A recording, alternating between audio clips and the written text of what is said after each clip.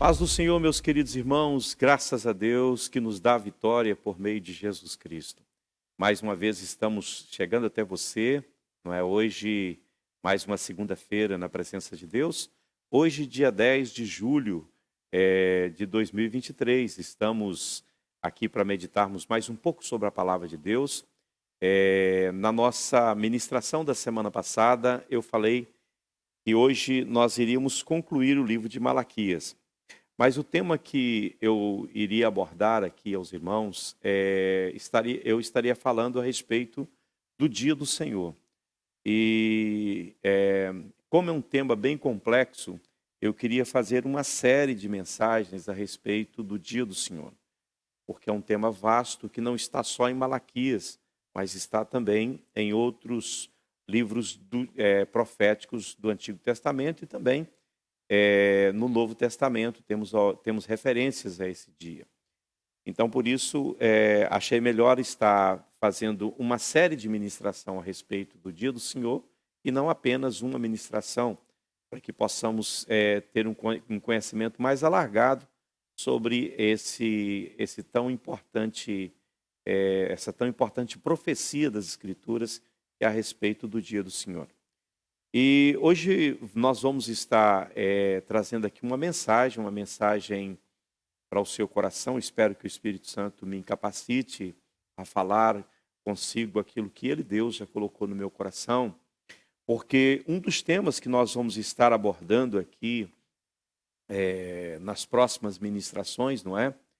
Nós estaremos falando a respeito da santificação, não é? A respeito da vida de pureza, do arrependimento, de uma vida com Deus, de fé.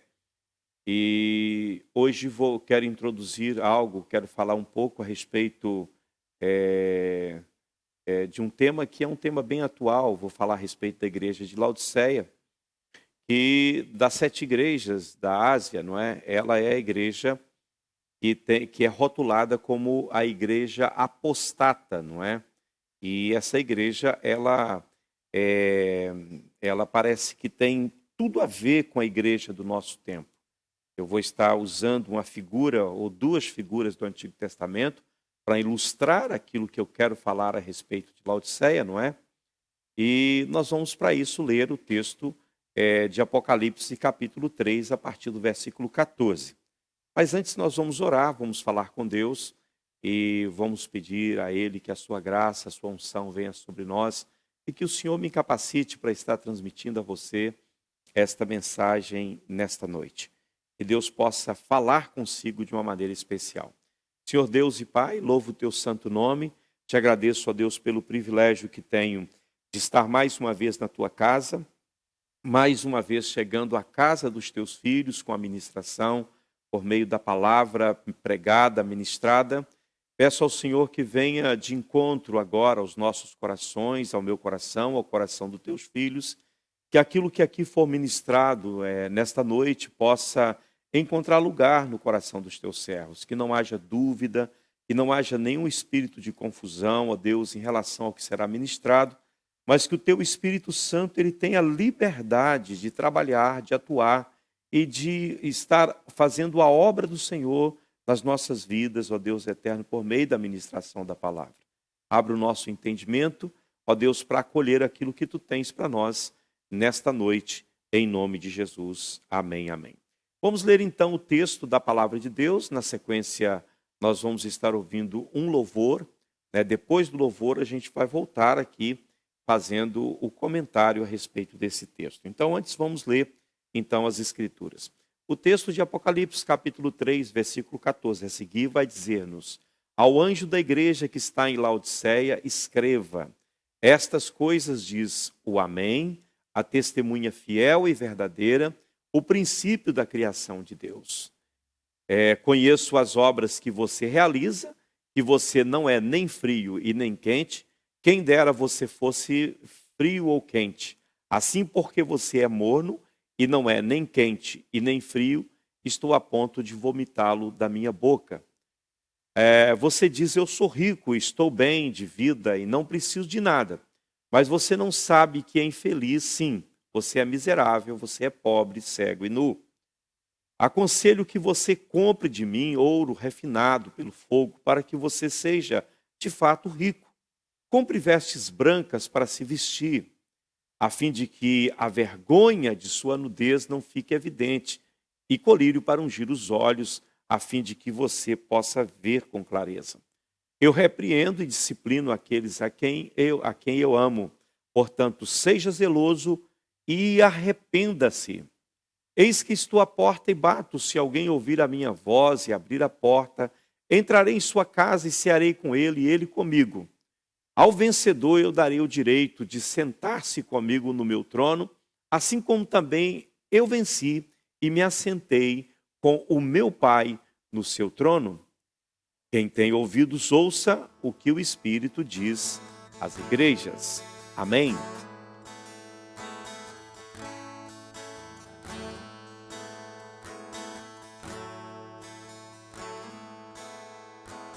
Espírito, em verdade, te adoramos, te adoramos. Em espírito, em verdade, te adoramos, te adoramos. Rei dos reis e Senhor, te entregamos nosso viver. Rei dos reis e Senhor, te entregamos nosso viver pra te adorar, ó Rei dos reis. Foi que eu nasci, ó Rei Jesus. Meu prazer é te louvar, meu prazer é estar nos átrios do Senhor. Meu prazer é viver na casa de Deus, onde flui o amor.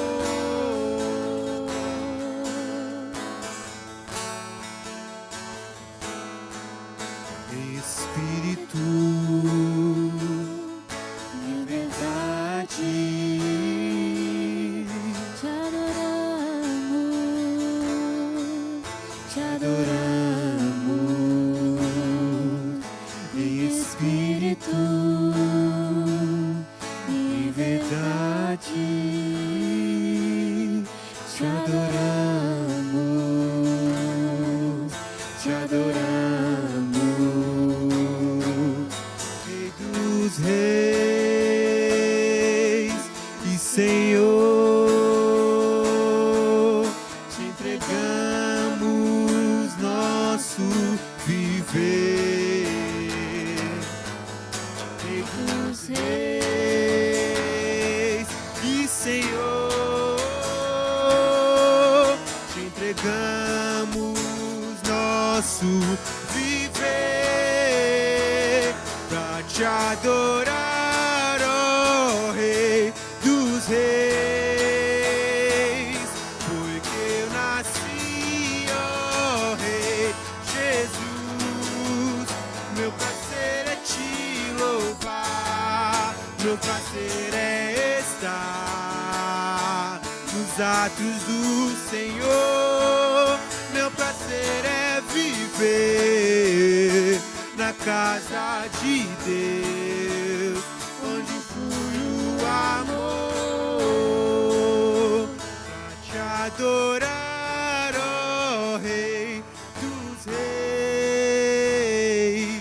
Foi que eu nasci, ó Rei Jesus. O meu prazer é te louvar, meu prazer é estar nos átrios do Senhor. Meu prazer é viver na casa de Deus, onde flui o amor.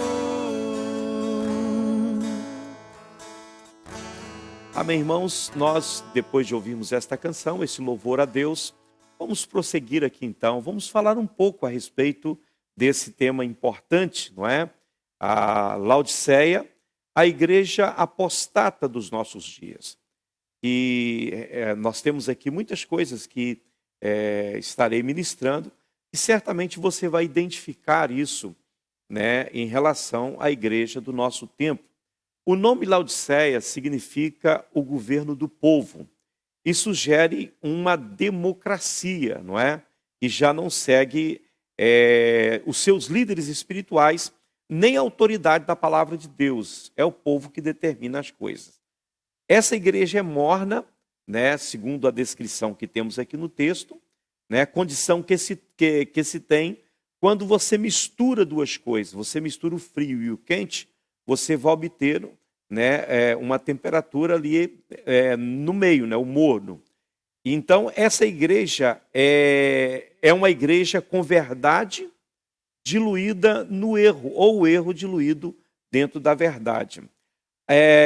A tragédia de tudo isso é que esta igreja, ela pensa que é rica, o texto vai dizer isso claramente, e não sabe que é pobre, não sabe que é miserável, não sabe que é cega e está nua, não é? Então, esse quadro é um quadro perfeito da igreja apostata dos dias em que nós estamos vivendo. A igreja com seu prestígio, com riqueza, com um poder político muito forte, no entanto, é uma igreja completamente pobre e miserável espiritualmente. A cidade de Laodiceia, ela era conhecida por sua lã, não é? A lã produzida ali. E também era conhecida pela riqueza e pela medicina. E é por isso que Cristo usa essas imagens que nós tivemos aí no versículo 18, não é?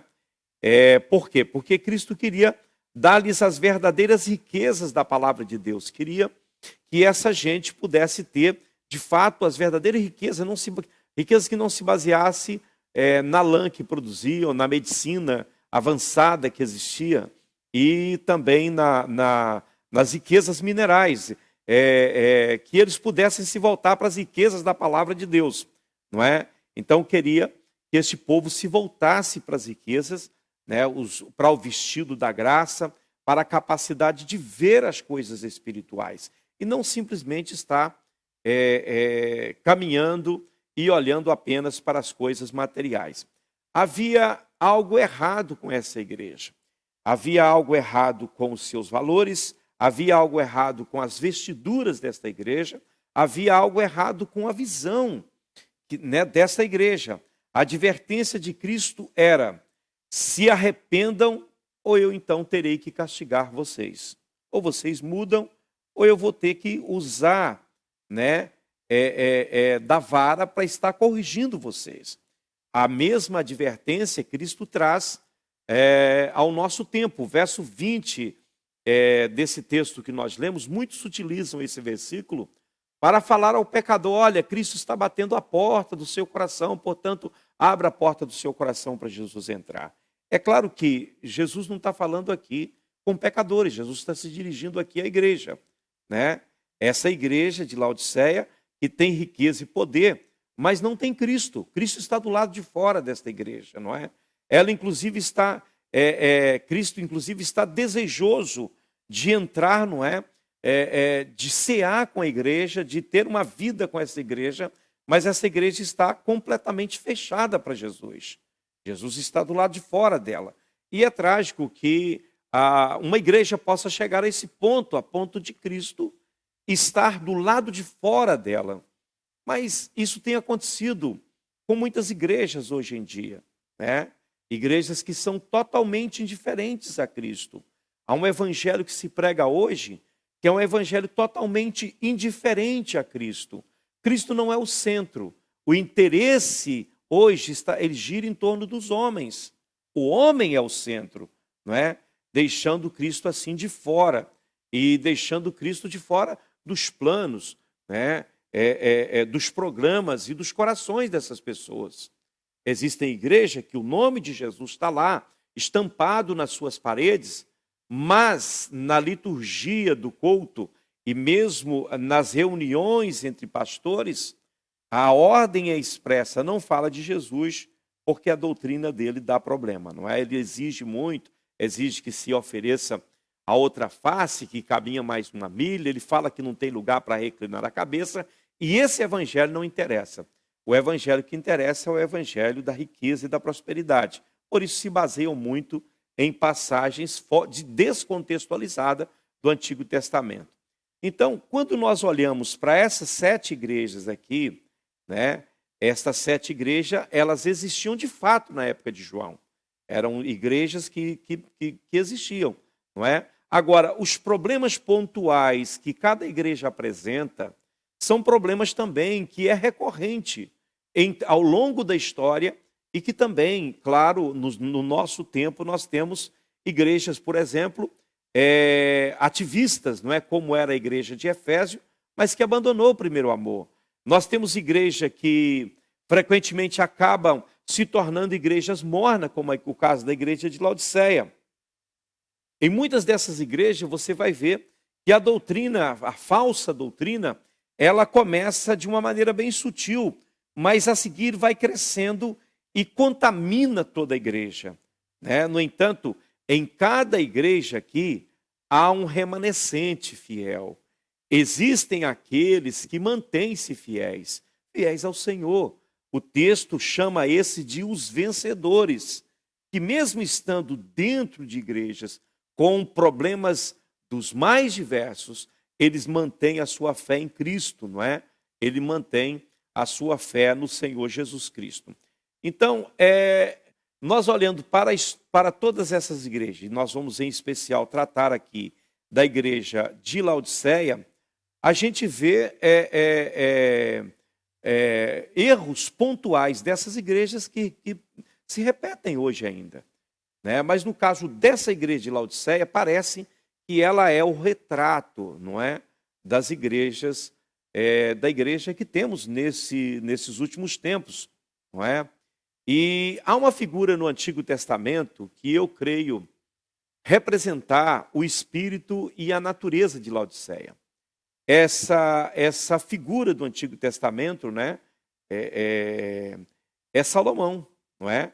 Esta igreja que existia lá no Antigo Testamento, né, ela lá no Antigo Testamento ela caminhava para a mesma ruína de Laodiceia. E é a mesma ruína que muitas igrejas hoje estão caminhando, não é? É o mesmo caminho que muitas igrejas hoje estão tomando. Então, esta igreja caminha para a mesma ruína que Salomão enfrentou. E nós vamos ver isso de uma forma, tentar mesclar as duas coisas aqui, o texto de Apocalipse com algumas passagens que falam a respeito de Salomão, né, que inicia muito bem. Você vai ver que ele inicia muito bem, não é? O texto vai dizer em 2 Crônicas, capítulo 1, versículo 1, que Salomão, filho de Davi, ele fortaleceu-se no seu reino e o Senhor, seu Deus, estava com ele e muito o engrandeceu. Então observem aqui, né, que esse Salomão, que é uma representação e tem uma forte ligação com a igreja de Laodiceia, ele começou muito bem, né?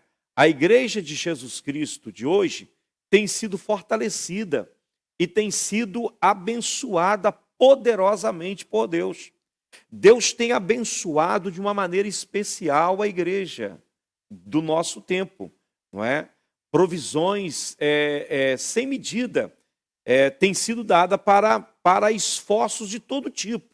Você vai ver que sempre que há uma empreitada em nome do Senhor, há a provisão de Deus para que essas empreitadas elas possam ser levadas a cabo, não é? Considere, por exemplo, os grandes e belos edifícios que estão sendo construídos hoje. Cada catedral e cada igreja, não é? Eu vejo lá nos países por onde eu tenho andado, eu vejo cada construção belíssima, que que tem sido construído com os recursos da casa de Deus e do povo de Deus. Considere também as bênçãos financeiras que a igreja tem obtido aí, não é? Deus tem abençoado a igreja financeiramente de uma forma maravilhosa. Hoje, se você olhar, por exemplo, em alguns países, como o Brasil, Estados Unidos e outros países da América Latina, que é onde eu conheço a realidade, você vai ver que milhões estão sendo gastos, né, no teleevangelismo. Eu não estou criticando, pelo amor de Deus, me entenda, por favor. Não é? Eu acho que todo tipo de evangelismo ele é importante, inclusive o teleevangelismo, não é? Então, se você parar e pensar nos milhões que são gastos mensalmente para manter um programa de televisão no ar, e há pastores que têm programas diários e outros que têm programa o dia inteiro, não é? Você imagina aí quantos milhões são gastos mensalmente para manter esses programas, não é? E tudo isso são recursos que vêm da igreja, são fundos que são trazidos pelos fiéis às suas igrejas. Veja a quantidade de livros que são produzidos. Por quê? Porque os crentes compram livros, os crentes leem, gostam de ler. Isso é maravilhoso. Observe os empreendimentos missionários, ainda que não seja tão avultado como a somatória de recursos que é gasto no teleevangelismo e na produção de materiais, não são gastos na mesma proporção no envio de missionários, mas também hoje há muitas igrejas investindo em missões, enviando missionários e sustentando seus missionários, não é? Muitas instituições de caridade são mantidas pela igreja, como asilo, né, creches e casas de recuperação de toxicodependentes. Então temos muita coisa sendo feita e tudo isso, é claro, é um investimento da igreja, não é? Faculdades são construídas, há muitas igrejas que têm faculdades, não é? E hoje há muitos ministérios para-eclesiásticos de todos os tipos que você pode imaginar. Tudo isso custeado, é claro, com os recursos que Deus tem trazido através dos fiéis para dentro das igrejas, né? Pense, por exemplo, nas gigantescas convenções que acontecem. Quantos milhões são gastos, por exemplo, numa convenção, né? Eu posso colocar da minha denominação, numa convenção geral das Assembleias de Deus. Quantos milhões de reais, ou de euros, ou de dólares que são gastos em convenções? Quantos milhões são gastos, por exemplo, em seminários que são frequentados pelos crentes? E muitos crentes pagam, às vezes, somas avultadas para participar desses eventos, porque entendem que podem ser edificados de alguma maneira por esses eventos, né? Então, observe, eu já tive em muitos eventos por esse mundo afora, e já vi de tudo, né? Desde coisas muito simples, produzidas por pessoas que não tinham condição financeira, mas que certamente custou algo, até cerimônias onde foram gastos uma quantia avultada de dinheiro para que esses eventos pudessem acontecer, não é? Então, hoje, os cultos, por exemplo, das megas igrejas, ele tem um custo altíssimo, em todos os sentidos, em profissionais, não é? Em pessoas que são contratados pela igreja para trabalhar em diversas áreas da igreja, porque nem todo mundo nas megas igrejas são voluntários, uma grande parte são profissionais que são pagos por essas igrejas, não é? Eu volto a dizer, não estou aqui criticando, só estou querendo que você observe o quanto Deus tem abençoado a igreja, o quanto Deus tem derramado a sua bênção sobre a igreja, não é? Eu nem posso falar muito da nossa realidade, porque nós somos um ministério pequeno, mas mesmo assim temos visto a mão de Deus sobre nós. Deus tem cuidado dos missionários, Deus tem cuidado dos compromissos que temos feito, como Deus tem nos ajudado, como Ele tem trabalhado a nosso favor. Então, quando todos esses trabalhos que eu mencionei aqui, todas essas coisas, essas convenções, esses seminários, e muitas dessas coisas que hoje não representam Deus mais, porque há muita coisa que não representa Deus, né, representa o interesse dos seus fundadores, representa o interesse daqueles que estão liderando, que ocuparam a cadeira dos seus antecessores, representa o interesse de diversos, menos os interesses de Deus, não é? Mas se você olhar a gênese desses empreendimentos, você vai ver que todos eles, ou cada um deles, não é? Quando começaram, possuía algo da mão de Deus. Vocês vão ver que, na verdade, a maioria se iniciou como sendo mesmo algo muito abençoado por Deus, não é? Deus derramou a sua unção, a sua benevolência. Deus foi generoso, Deus abençoou. Eu me lembro uma vez que eu estava assistindo um programa de uma igreja lá do Brasil, uma igreja muito grande lá no Brasil. Eu estava assistindo no domingo de manhã. E eles estavam num culto, e de repente uma profeta estrangeira que pregava naquele dia, ela foi tomada em línguas estranhas. E ela começou a falar a respeito daquele ministério. E começou a dizer, Deus tomou ela em línguas estranhas e começou a dizer como Deus amou o começo daquela obra. Como que Deus entrou em aliança com o pastor daquela igreja, que era um homem de Deus, um homem tremendo de Deus, que fez um trabalho extraordinário para Deus. Mas aí Deus pontua algo muito importante. Ele pontua o momento em que aquela instituição ou aquela igreja, ela se desviou e tomou caminhos diversos. Tomou caminho que não era o que o líder daquela igreja tinha acordado com o Senhor. Não é? E mesmo assim, é claro, porque aquilo vai no embalo, não é? O nome conta muito, não é? E as pessoas, infelizmente, não olham para a essência, olham simplesmente para o nome e não procura saber o que está por trás, não é? Infelizmente.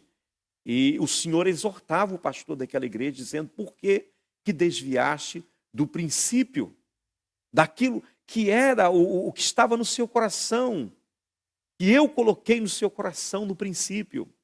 E foi algo assim muito forte do Senhor, que a pessoa que estava interpretando as línguas estranhas, ela não conseguia dizer, mas o Senhor testificava e falava ao meu coração, e me dava a clareza daquilo que estava sendo falado. Então, eu começo a pensar em Salomão, como é que ele começou? Salomão, observe bem, irmãos, pense nisso que eu estou falando com você. Salomão era bem organizado, era um homem que, né, tinha um padrão de organização assim impressionante. Ele era muito mais educado do que Davi, era um camarada refinado. Não tinha nada do tipo Davi. Davi era um guerreiro, não é? Ele não, ele era um cara refinado. Né? Ele fez tudo maior e melhor do que qualquer outra geração anterior a ele poderia ter feito. Talvez nem nos pensamentos mais otimistas dos antecessores dele poderia chegar à grandeza que Salomão levou Israel. Olha que coisa maravilhosa. A capacidade de organizar de Salomão era tão grande, era tão tremenda, que a sua pompa, a cerimônia dos seus cultos e tudo mais, era de tirar o fôlego, escorrer o mundo, a ponto de vir gente de muitas partes do mundo para ver aquilo ali, para presenciar aquilo ali. A rainha de Sabá ficou quase que sem palavras quando ela viu tudo aquilo, a organização da casa de Salomão, não é? Mas observe que a energia que impulsionava, a energia que estava por trás desta igreja, é muitas vezes a mesma energia que está por trás de muitos movimentos no nosso tempo, não é?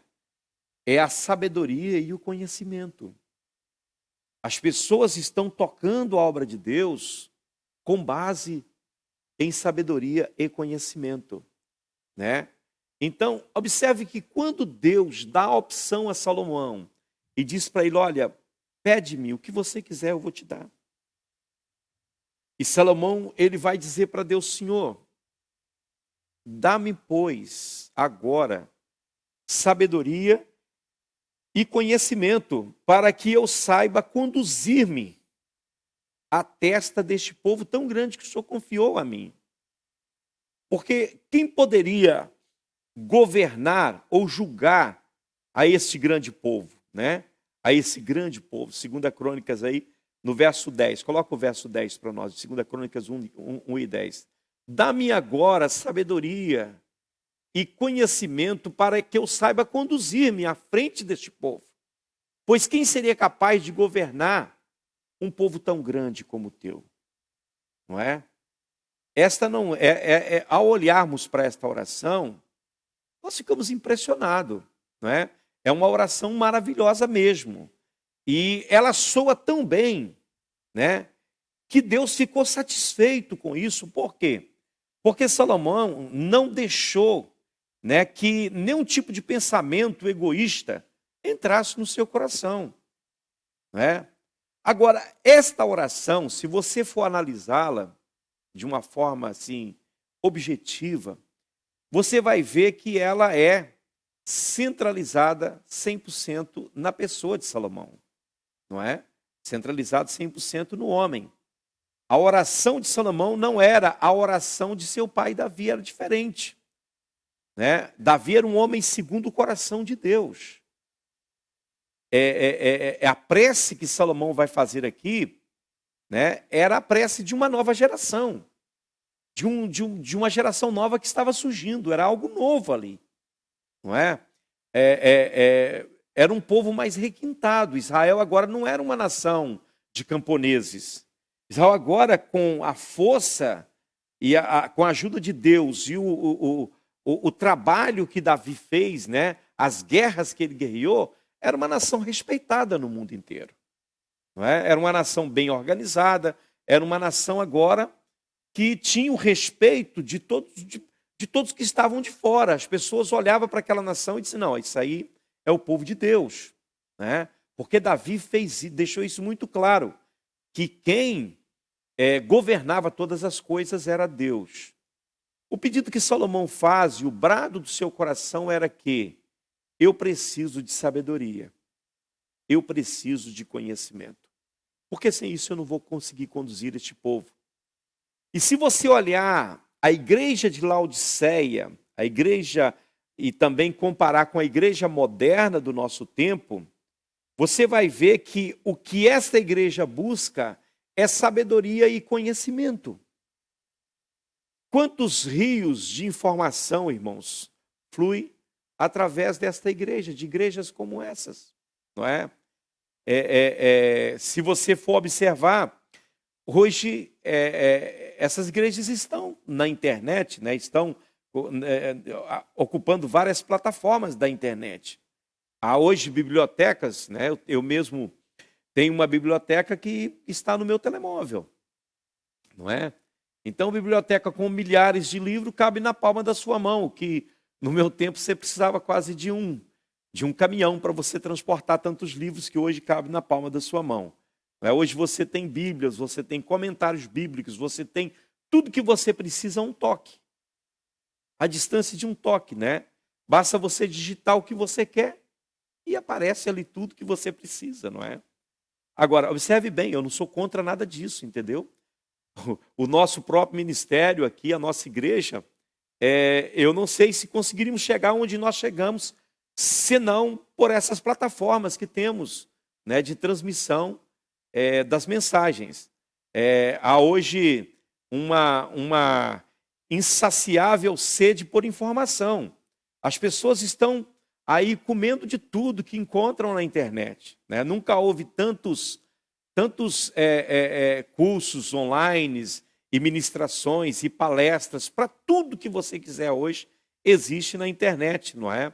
Então, hoje as pessoas estão afluindo a isso aí, estão correndo atrás disso, não é? Hoje você tem tanta tecnologia, não é? Que até espanta a gente de uma certa maneira. Nós que já somos de uma geração que já estamos um pouco mais à frente dessa nova geração, a gente fica espantado com tanta coisa, não é? Às vezes eu começo a pensar, não é? Algumas pessoas mandam mensagem, pastor, nós fomos abençoados aqui com a mensagem da igreja, obrigado, não sei o quê. E eu fico pensando, gente, quanto que eu imaginaria que nós chegaríamos a esse ponto, não é? Então, o que está acontecendo hoje é algo assim impressionante. E é claro que no meio de tudo isso existem aqueles que são os aproveitadores, aqueles que fazem disso um negócio, que fazem disso um meio de vida, um meio de ganhar dinheiro. Olhe bem, irmãos, eu volto a dizer, eu não sou contra nada disso, cada um vai dar conta de si mesmo a Deus. Mas eu vejo hoje a comercialização, o mercantilismo, muito forte dentro da igreja, não é? Hoje o pregador, quando vai pregar, ele passa mais tempo falando dos seus produtos do que falando de Jesus.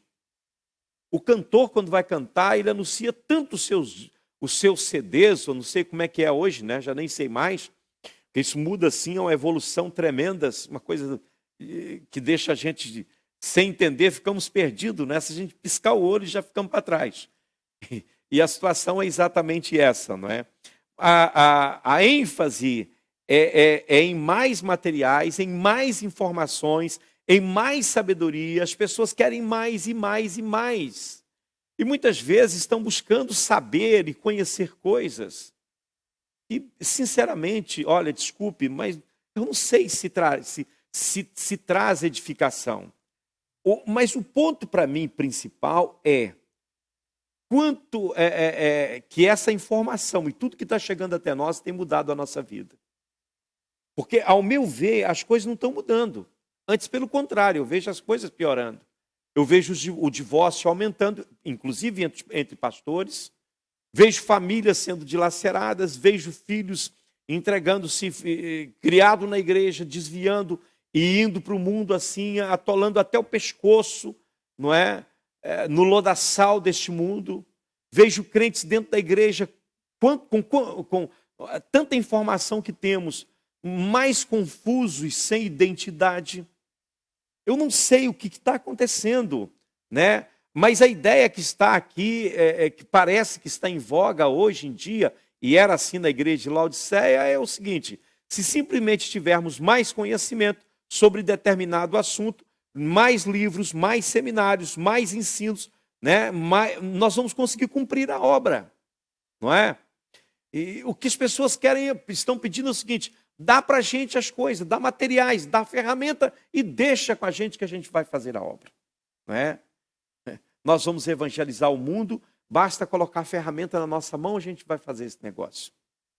Aqueles que dizem, olha, se simplesmente nós possuíssemos mais dinheiro, mais conhecimento, mais informação, mais estratégia, poderíamos evangelizar o mundo. Eu fico a olhar para isso e a pensar, por que não evangelizam? Por que não fazem? Porque dinheiro tem, informação tem, não é? Capacidade de chegar tem. E por que nós não alcançamos? Porque, irmão, deixa eu falar uma coisa muito importante. Na verdade, nós nunca realizaremos nada para Deus apenas pela sabedoria. Não importa quão importante e necessário ela seja, mas você não vai conseguir fazer nada para Deus apenas com conhecimento e sabedoria. Apenas com essas ferramentas que eu citei aqui, você não vai conseguir. Precisamos de mais.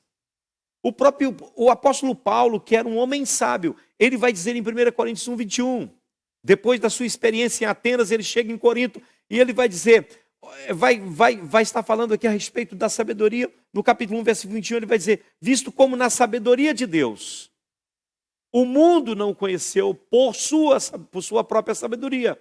Deus achou por bem salvar os que creem por meio da loucura da pregação do verdadeiro evangelho. Então, todos os verdadeiros tesouros de Deus, todos os verdadeiros tesouros da sabedoria que vem de Deus, todo o conhecimento que você pode imaginar está escondido em apenas uma pessoa, e essa pessoa se chama Jesus Cristo. Veja Colossenses capítulo 2, versículo 3. você vai ver que o relacionamento com Jesus é que vai trazer tudo que você precisa, minha gente. O texto vai dizer em 2:3 de Colossenses, em quem estão ocultos todos os tesouros da sabedoria e do conhecimento. Em quem? Em Cristo. É nele que está tudo que nós precisamos. Aleluia! E esse Cristo está do lado de fora, como diz o verso 20, batendo. Dizendo, abra a porta, eu quero entrar. Eu quero entrar. Eu quero entrar, eu quero cear com você. Eu quero cear com você. Quando você olha, por exemplo, irmãos, entenda, por favor, o que eu quero dizer. Quando você olha, por exemplo, vamos buscar a nossa figura ilustrativa do Antigo Testamento, que é Salomão. Quando você olha para Salomão, você vai ver em 1 de Reis, capítulo de número 4, verso 32 e 33, você vai ver algo muito importante aqui. Você vai ver que, falando aqui de Salomão, em 1 de Reis 4, 32 e 33, vai dizer que Salomão, ele compôs 3.000 provérbios. E os seus cânticos foram 1.005. Falou sobre todas as plantas, desde o cedro que está no Líbano até o isopo que brota dos muros. Também falou sobre os animais, sobre as aves, sobre os animais que rastejam, e falou sobre os peixes. Olha, esse homem ele era entendido em tudo, não é?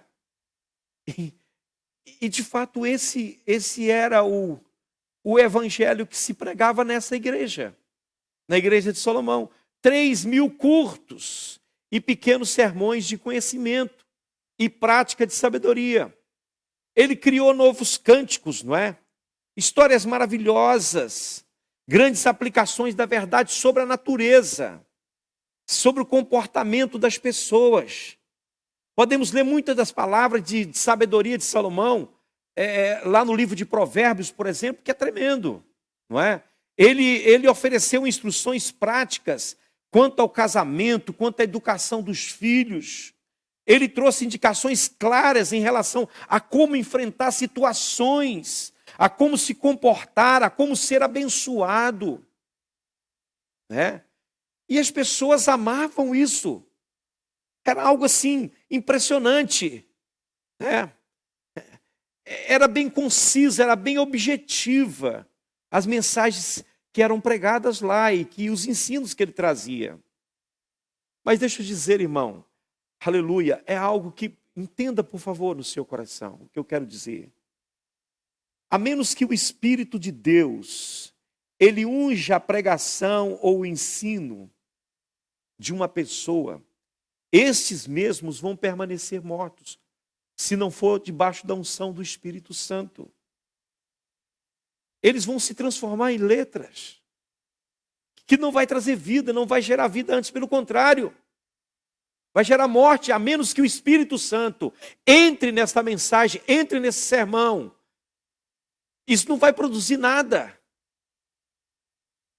E se você observar, no fim, não é, por fim, na vida desse homem, do Salomão, ele trouxe uma mensagem que você vai ver, uma mensagem de um descontentamento completo, né? Por quê? Porque ele não tinha poder para praticar aquilo que ele pregava. Ele era um grande pregador. O livro do Eclesiastes é também chamado o livro do pregador, né? Por que ele não tinha poder, né? Nas suas pregações? Porque as suas pregações, né?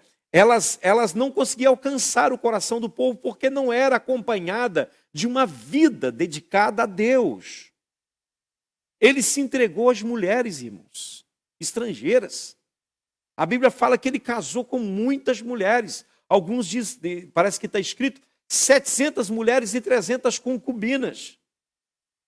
Salomão criou filhos perversos, incluindo o que substituiu ele, o Reoboão, não é? Que sucedeu a ele no trono de Israel. Salomão, ele acabou, o final da vida dele, ele terminou como um idólatra. completamente manipulado pelas as práticas idólatras das suas esposas estrangeiras, vivendo uma vida mergulhado em todas essas porcarias aí. A sua geração inteira se transformou em um grupo de desqualificados, se você for observar. Homens que gostavam da vida boêmia, de prostitutas e coisas desse gênero. A despeito de toda a sabedoria que esse homem tinha, todo o ensino dos 3.000 provérbios que ele escreveu, ele viveu esse tipo de vida, irmãos. Agora não pense nem por um minuto que a igreja de Laodiceia, essa igreja amiga dos pecadores, essa igreja que fala, que coçam os ouvidos dos pecadores, não pense nem de longe que nessas igrejas não há uma pregação boa. Há uma pregação boa. Há pregação introspectiva. Há uma pregação séria. Eu não estou dizendo que não. Os sermões dessas igrejas, das igrejas desses últimos dias, a igreja de Laodiceia, são concisos. São sermões, homileticamente falando, são sermões corretos. Eles são centrados em como resolver o problema da vida das pessoas. Em sua maioria, essas mensagens são mensagens rápidas, mas com um poder de impacto violento. São mensagens de 15 minutos, né? Que são ilustradas com pontos muito claros e revestidos de muita verdade. Você vai ver que tem muita verdade aí. Eu não estou negando isso. Contudo, tudo isso não está produzindo vida, conforme eu falei anteriormente. Gente, vamos acordar. Em nome de Jesus, o nosso evangelho, o evangelho que pregamos, ele tem que ser uma fonte geradora de vida. Ou então a gente está perdendo tempo, minha gente. Nós estamos perdendo tempo. Como eu disse, o divórcio está multiplicando dentro da igreja. Pastores, inclusive, estão trocando de esposas e pastoras de esposo como se troca de roupa. Se divorcia por tudo e por nada. E não há uma voz que se levanta para dizer não pode, isso não está correto. E que pague o preço, não basta apenas falar. Nós precisamos pagar o preço para que haja uma mudança em nossas igrejas em relação a isso. A fornicação, irmãos, e a infidelidade conjugal nunca teve tanto em alta. Hoje o pregador, o cantor sai para pregar ou cantar, não importa se ele é casado ou solteiro, ele vive na prática do pecado aberto e todo mundo sabe disso. E continuam convidando esses pregadores, esses cantores, porque eles trazem pessoas.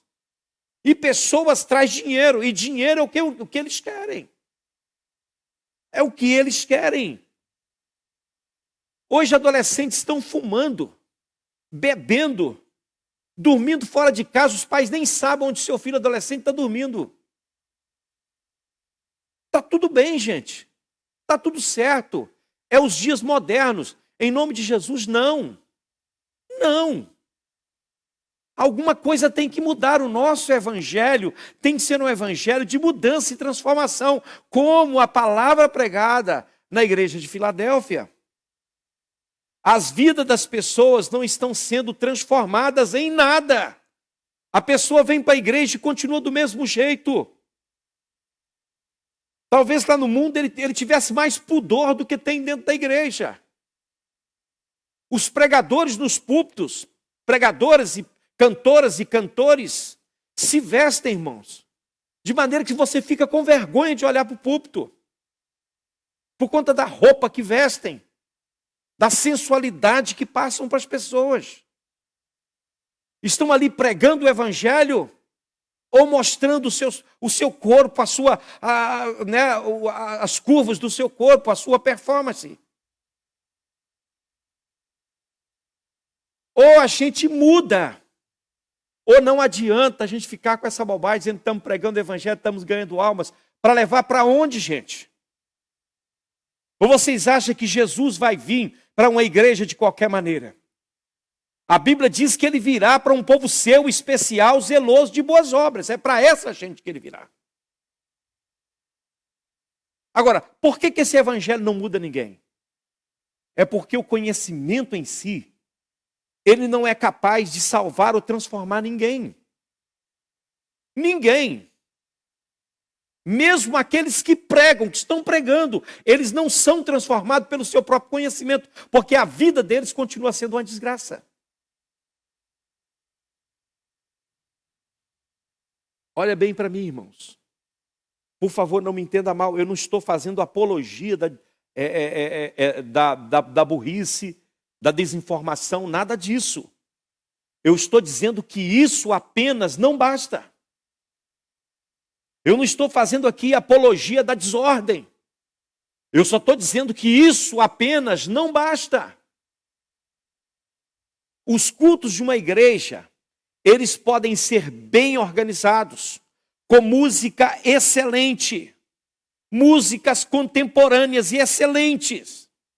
O coral, ele pode cantar 1000 canções novas. Pode. O pastor, ele pode até condenar o pecado, né? Indicar claramente o caminho certo. Muitas vezes isso acontece. O camarada indica o caminho certo para os outros, mas ele mesmo não pratica. Ele não faz. Sem o Espírito Santo, qualquer tipo de organização é fraca, é falida, não vai para lado nenhum. Ô Senhor. Salomão, ele tinha uma cabeça cheia de sabedoria e uma boca cheia de cânticos. Ele podia pregar com habilidade, porque ele dominava a arte de pregar. Ele dominava isso. Era um orador, uma pessoa com palavras certas, precisas. Possuía uma organização, uma operação bem organizada, com líderes talentosos. Pessoas que faziam tudo certo. A margem de erro era quase inexistente. A afinação do coral, a afinação dos que cantavam, o lugar, o assento, o levantar, o vestir, era tudo muito, muito, muito, muito perfeito. Tudo nessa igreja de Laodiceia, tipo Salomão, parecia ser decente e parecia estar em ordem. Mas tudo que Salomão fez acabou numa frase que ele vai colocar em Eclesiastes. Ele vai dizer: tudo é vaidade e aflição de espírito. Olha, eu descobri uma coisa, depois de tudo isso é vaidade. Tudo isso é aflição de espírito. Irmão, que conclusão trágica é essa? Essa igreja, tipo Laodiceia, ela parece que tem todas as respostas. Ela parece maravilhosa por fora, mas é completamente desprovida de vida. E ela acaba em quê? Ela acaba em vaidade. Ela acaba em enfado, acaba em idolatria, acaba em sensualidade, acaba em uma vida vazia, acaba no desespero.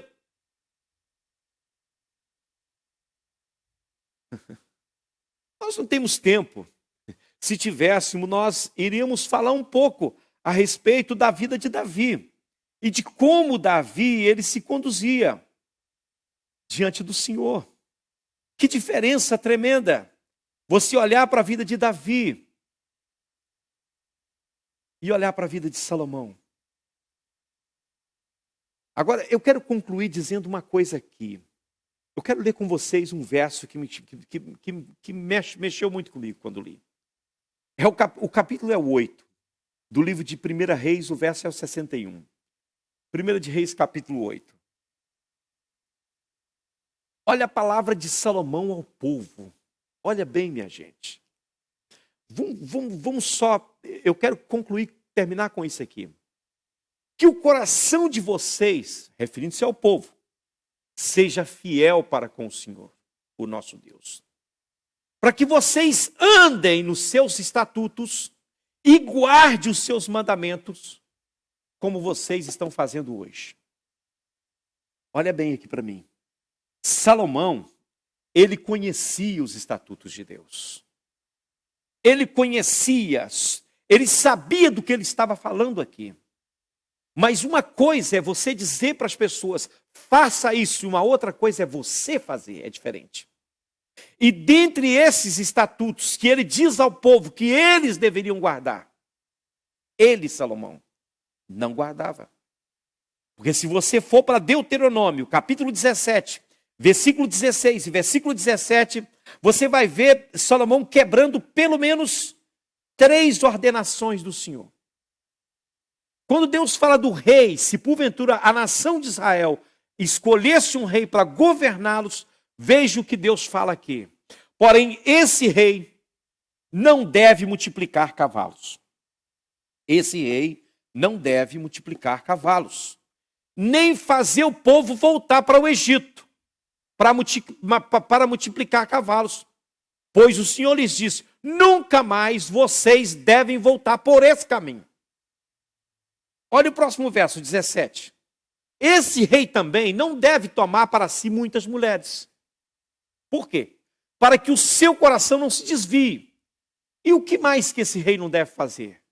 Ele não deve acumular muita prata e nem muito ouro. Olha que ordem claríssima. É fácil você falar com os outros, não faça isso, evite o pecado e dizer, olha, pornografia é pecado, o adultério leva para o inferno. E quando você fala isso ao povo, mas você não vive isso. É muito fácil colocar um fardo sobre os outros e você não mover nem com a palha. Como nós somos muito fariseus, irmãos. Infelizmente, essa geração de pastores de hoje são fariseus. Muitos pastores hoje em dia, não vou dizer todos, porque Deus tem os seus, como eu disse aqui no começo. Mas há muito farisaísmo em nós, que dizemos para os outros, não faça, e a gente faz. Não cometa, mas a gente comete. Salomão violou 3 ordenações do Senhor imediatamente após ter se tornado rei. Olha o que está em 1 Reis, capítulo 10, versículo 38. O texto de 1 Reis, capítulo 10, versículo 28, aliás. Versículo 28, 1 Reis 10, 28. Os cavalos de Salomão vinham de onde? Vinha do Egito e da Cilícia. E comerciantes dos reis os importavam da Cilícia por certo preço. Então Deus diz lá atrás, não vá para o Egito comprar, mas ele vai lá no Egito e compra. Está nem aí para o que Deus falou. Olha o capítulo 11 do mesmo livro, versículos 1 e 2. Além da filha de Faraó, Salomão amou muitas mulheres estrangeiras, moabitas, amonitas, edomitas, sidônias e etéias. Mulheres das nações de que o Senhor tinha dito aos filhos de Israel, não case com elas, nem case com os vossos filhos, pois perverterão o coração de vocês para seguir os seus deuses. A estas, Salomão se apegou pelo amor. Não preciso dizer mais nada, irmão. Só você parar um pouco e pensar sobre isso. E a questão da prata e do ouro? Será que Salomão juntou prata e ouro? 2 Crônicas, capítulo 9, versículo 22. Ele quebra mais um princípio. E é o que muitos têm quebrado, irmão. Hoje há muitas pessoas, pastores e líderes, que estão enriquecendo às custas do suor, do trabalho de homens fiéis a Deus, que trazem os seus dízimos e suas ofertas à casa do Senhor. Eu tenho temor e tremor diante disso. Porque eu sei que o fim é trágico. Assim o rei Salomão, diz o texto, ele excedeu a todos os reis do mundo, tanto em riqueza como em sabedoria. Tanto em riqueza como em sabedoria. Então, meu amado irmão e minha amada irmã, quando eu olho para isso, olho para esta oração de Salomão, eu vejo a oração de muitos hipócritas dos nossos dias. Nós oramos e nós ensinamos o povo a andar diante de Deus. E a nossa oração e nem a nossa pregação vai ter efeito nenhum sobre ninguém, porque isso não está trazendo benefício ou efeito para nós. Salomão nunca foi, ele nunca se reconheceu os seus pecados, irmãos. Olhem em 1 Reis, capítulo 11, versículo 6.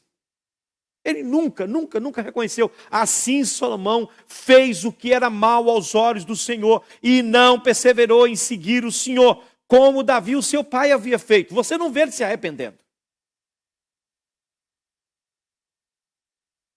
Onde não há pregação ungida pelo Espírito Santo, não há convencimento do pecado, não há busca plena pelo Senhor. Se o Espírito não trabalhar na palavra, a palavra é letra e vai matar. O Espírito tem que agir na palavra, na pregação do homem de Deus, para que esta palavra ela possa surtir efeito na vida das pessoas e mudá-las.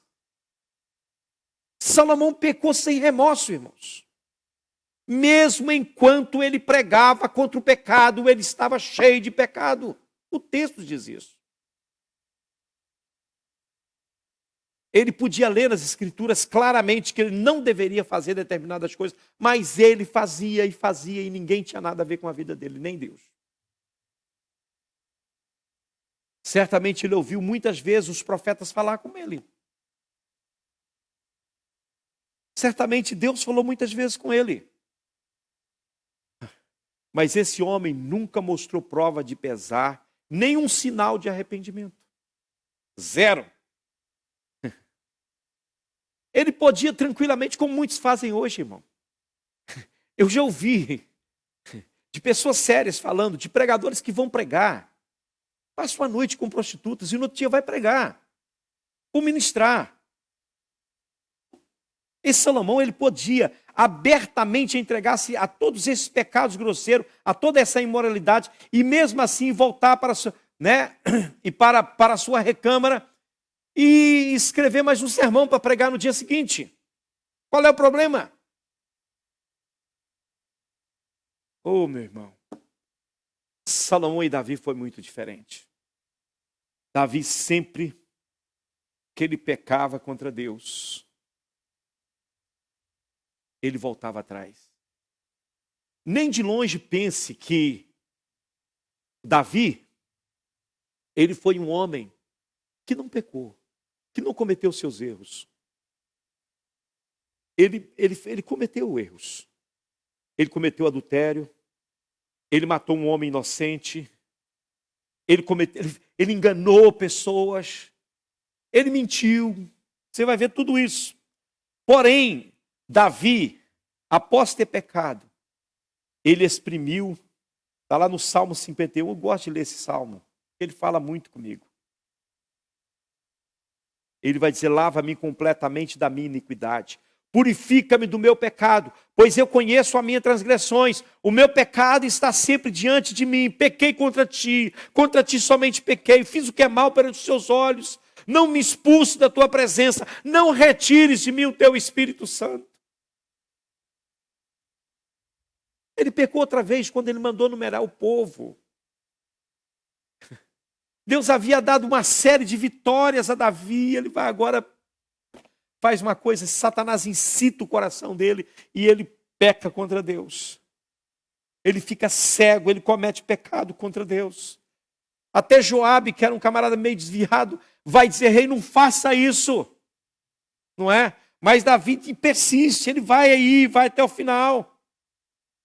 E dessa vez Deus não precisou mandar profeta, não. O próprio Espírito Santo foi direto, falou com Davi. A Bíblia diz em 2 Samuel, capítulo 24, versículo 10, que o coração de Davi pesou. Vai dizer o texto, depois de recenseado o povo, Davi ficou com dor no coração. Ele disse ao Senhor, cometi um grande pecado ao fazer o que fiz. Mas agora, Ó Senhor, peço-te que perdoe a iniquidade do teu servo, porque eu fiz uma grande loucura. Alá. Aleluia. A tradução fiel desse texto, do original, seria: ó Deus, eu estou ferido em meu coração, porque aquilo que eu fiz contra ti. Fiz contra o Senhor. Aleluia. Esta é a marca, irmão, da igreja do Senhor. Ela vai errar sim, ela vai cometer erros sim, vai cometer falhas sim. A gente não é perfeito, a gente falha mesmo, a gente erra muitas vezes. Mas o Espírito vai nos levar a um clamor, aleluia, a um clamor diante do Senhor por arrependimento, por perdão e por mudança. Aleluia. Eu sei que nesse remanescente fiel existem pessoas que erram, que muitas vezes até cometem um engano. Mas como Davi, essas pessoas são sensíveis à voz do Espírito Santo. Elas ouvem o mover do Espírito Santo e elas mudam seus corações. Não precisa nenhum profeta bater na porta desse homem de Deus. Ele sabe que ele pecou e ele vai voltar atrás. Ele vai dizer: não posso, eu tenho que mudar. Oh, aleluia. Eles arrependem antes mesmo que um profeta vá até eles. Mas aí, os pastores do tipo Salomão não arrependem, irmãos. Não mudam. Se você vê no capítulo 22 de 2 Samuel, versículo 6, versículo 7, versículo 17 e 18, Davi vai falar algo tremendo aqui, capítulo 22, versículos 6 e 7. Cadeias infernais me envolveram, as tramas de morte me surpreenderam, verso 7. Na minha angústia invoquei o Senhor, gritei por socorro, ó meu Deus. Do seu templo ele ouviu a minha voz e o meu clamor chegou aos seus ouvidos. Verso 17. Aleluia. Do alto o Senhor me estendeu a mão e me segurou. Ele me tirou das águas profundas. Verso 18. Aleluia, livrou-me de forte inimigo e dos que me odiavam, pois eram mais poderosos do que eu. Você vê o clamor no coração deste homem. O clamor no coração deste homem. E por que ele é lembrado com tanto carinho?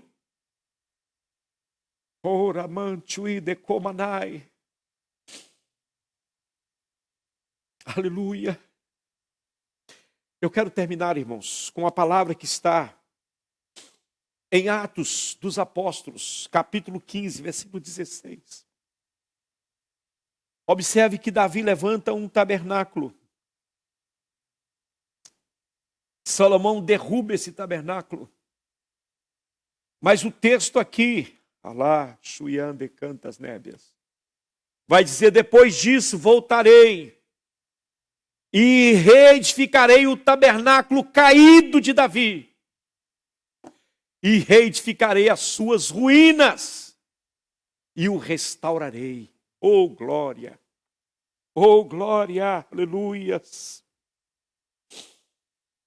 Oh, aleluia! Deus vai levantar uma igreja que vai voltar-se para Ele como Davi voltou-se para Ele. Vai levantar de volta o tabernáculo de Davi, onde a adoração é para Deus, onde a mensagem é sobre Deus, aonde o centro da vida das pessoas é Jesus. O adorado, glorificado é o Senhor em tudo. Talvez não vai ter tanta pompa assim como você imagina que possa ter.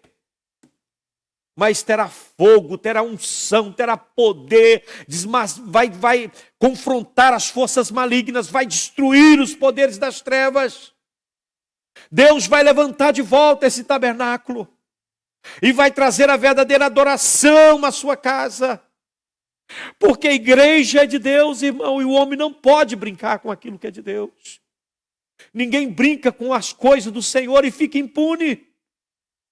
Porque Deus é zeloso pela sua causa. Oh, lamante e deplaço. E eu tenho clamado que Deus comece na minha vida no meu ministério, na minha casa, na minha família, na minha igreja, a levantar esse tabernáculo. Quantas vezes nós passamos da adoração ao Senhor para adoração e culto aos homens. Está tudo muito bonito, mas não é para o Senhor. O Espírito Santo não está presente. Não há quebrantamento, não há convencimento, não há libertação, não há mudança, há um aparelhamento com o mundo e isso é mal. A igreja de Cristo é santa, ela é especial, ela é de Deus, ela é zelosa, ela pratica boas ações, ela trabalha, aleluia, na atmosfera do Espírito Santo. Que Deus nos ajude, meus queridos, que o Espírito do Senhor fale conosco. Que haja essa paixão no seu coração e na sua alma. Em nome de Jesus. Senhor, meu Deus e meu Pai que está nos céus. Eu te dou graça nesta noite, Senhor, pela tua bondade, pelo teu amor para comigo. O Senhor é tão bom para com o teu povo, o Senhor é tão bom para com cada um de nós. Eu não tenho palavras, Senhor, para te agradecer pela tua fidelidade, meu Deus. Que mesmo nas minhas imperfeições, nas minhas falhas, o Senhor tem sido tão bom comigo. O Senhor tem sido tão bom com esta igreja.